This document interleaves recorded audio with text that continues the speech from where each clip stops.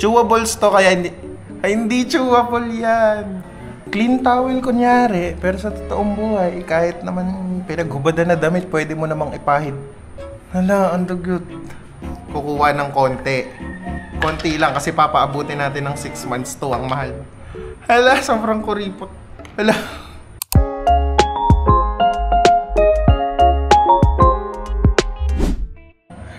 What's up mga tao? At ngayong gabi ay papakita ko sa inyo ang night routine ko at kung ano yung products na ginagamit ko sa sarili ko para alam mo naman, always glowing and hala. So let's start! So papakita ko sa inyo ngayon yung night routine ko while talking about what happened to me today. So ayun na nga, no? Mag-skincare routine tayo. First time ever na gagawin to sa internet na mag-skincare routine ng isang tao, no? So bago tayo mag-skincare, umiinom din ako pala ng mga vitamins, guys. Una kong iniinom, dalawa kasi to, no, vitamins ko. So una umiinom ako ng Myra E para always glowing ang skin na talaga namang sobrang nahahalata nyo sa akin pag nakikita. At umiinom din ako ng multivitamins. This is Centrum Advance para, you know, para sa energy and everything na kailangan ng katawan ko. Kasi hindi din ako masyadong kumakain ngayon eh. Nagda-diet kasi ako, pumapayat na kasi.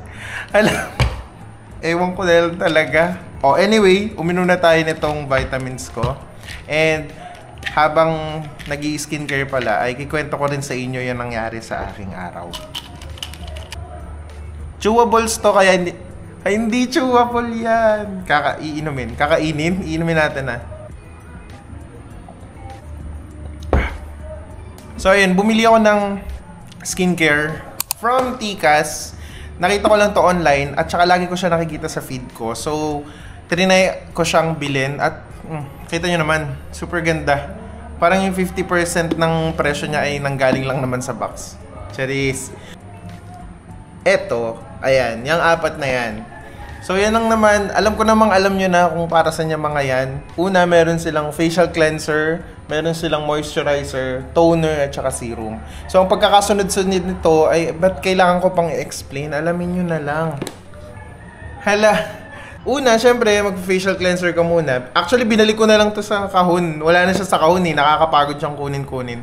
Una, meron silang facial cleanser. So, babasahin mo muna yung mukha mo. Tapos, mag-facial cleanser ka. Itong toner na ang kasunod. No? Sabi nila, sa gabi lang naman daw to gagamitin. So, sa gabi, nagtotoner ako. Sa morning, hindi na ako nagtotoner. Tapos, pangatlo, ilalagay mo itong moisturizer. Moisturizer. Tapos, pahid-pahid lang. And then, the last one, they have serum. Ayan. Kukunin mo lang, dropper siya eh. Kukunin mo lang siya, tapos ipapatak mo na sa hala, hindi sa bibig, hindi mo kakainin. Para ka naman. Ang kagandahan kasi ng Tikas, no? Or any form naman ng mga package na parang all-in-one na nandun na yung mga products, ay hindi ka naman problema kung ano ba yung mga kailangan mong bilhin, ano yung kailangan mong ipahid sa mukha mo. So, dahil asa tamad na tao na maghanap-hanap pa ng mga ano na yan, mga pangpahid sa mukha, bumili na ako ng isang set, no? Para isang lagayan na lang siya.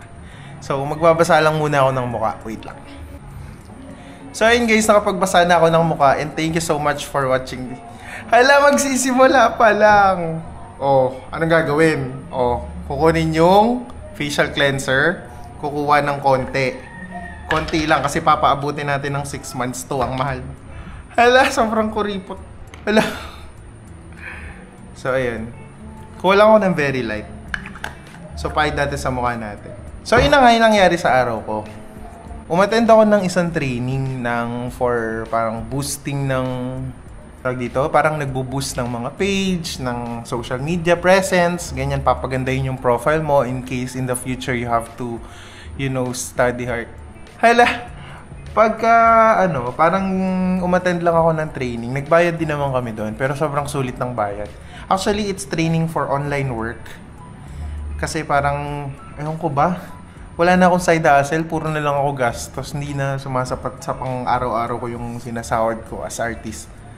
Hindi ka artista. So, nagpapakabit ako ng internet, pero until today, hindi pa nila napuntahan kasi ewan ko na busy ata sila. So, pumunta muna ako dun sa bahay ng friend ko para maki-internet. Shout out sa'yo, Ma'am Mitch. Ito yung picture. Pinakita mo yung picture na eh. Ayan, tapos manlawan lang natin to. Wait lang. Okay, so punasan lang natin siya ng clean towel. Clean towel kunyari, pero sa totoong buhay, kahit naman pinaghubadan na damit, pwede mo namang ipahid. Hala, ang dugyot. So, the next one is moisturizer. Okay? Kuha lang tayo konti, tapos lagay ulit natin sa mukha natin. Alam nyo na yan, napakadali naman na itong mga ginagawa natin. So, ayun yung kaninang inattendan ko ay marami naman ako natutunan. Nag-start kami ng 1 PM, tapos natapos kami ng 7:45. So, parang more than 6 hours. Kung tama yung compute ko. Ganon. Medyo matagal din. At marami naman, masaya naman. Hindi ko nga napansin na ganon kabilis yung, ganon mo na pala kami katagal nagmi-meet. Kasi sobrang na-attach na ako dun sa mga may attachment issues. One thing na realize ko nung kanina, dapat pala you should really invest on your skills. Parang hindi ka din dapat talaga magre-rely lang sa education. Though okay naman tayo sa education, no? Hindi ko naman sinasabing huwag na tayong mag-aral, pero malaking bagay na nag-i-invest ka sa sa skills mo. Kung meron kang skills sa editing, sa video editing, sa graphics, sa arts. So ayun, invest on your skills, guys. Napakaganda rin pala. Tsaka kahit hindi mo siya magamit, for now, alam mong, mali, hindi ako nag-toner. Tignan mo nga naman tong skincare, video na to. Basta guys, magto-toner pala dapat. Okay, dalaktawan ko na yung toner. Naiinis na tong tao na to. So anyway, last na tayo, serum na, no? Kunwari na lang umaga ngayon. Kasi pag umaga, hindi mo naman kailangan gamitin yung toner. So, mag-serum na lang tayo. I-follow nyo naman yung mga ginawa kong I-follow nyo naman ako. I-subscribe nyo naman. Hindi, joke lang. Actually, ito ang gamit kong camera. Bumili ako ng DJI Osmo Action 4. Para lang i-record ko yung mga pinaggagawa ko sa buhay ko. Parang gusto ko kapag ka 60 years old na ako, kung buhay pa ako nun, pwede ko siyang panoorin, tapos mag-reminisce ako, tapos iiyak na lang ako sa gilid. Hindi iiyak. Parang magiging gift mo na siya sa self mo na, kasi hindi lang siya basta camera or nag-video ka. Parang pag pinanood mo siya in the future or mapanood siya ng ibang mga tao or mga kamag-anak ko, yung mga pamangkin ko, parang nakakatuwa isipin na for them, nakikita pa rin nila kung gaano ko kakulit, gaano ko ka-enthusiastic. Buhat na naman ang sarili. So, ayun lang guys. Sana marami kayo natutunan kahit nalaktawan natin ng kung ano-anong mga bagay. At yung sinabi ko kanina, invest on your skills. Aralin. Kung meron kayong passion, gawin yung passion. Kasi somehow, it will save you from insanity. Insanity na naman. OA.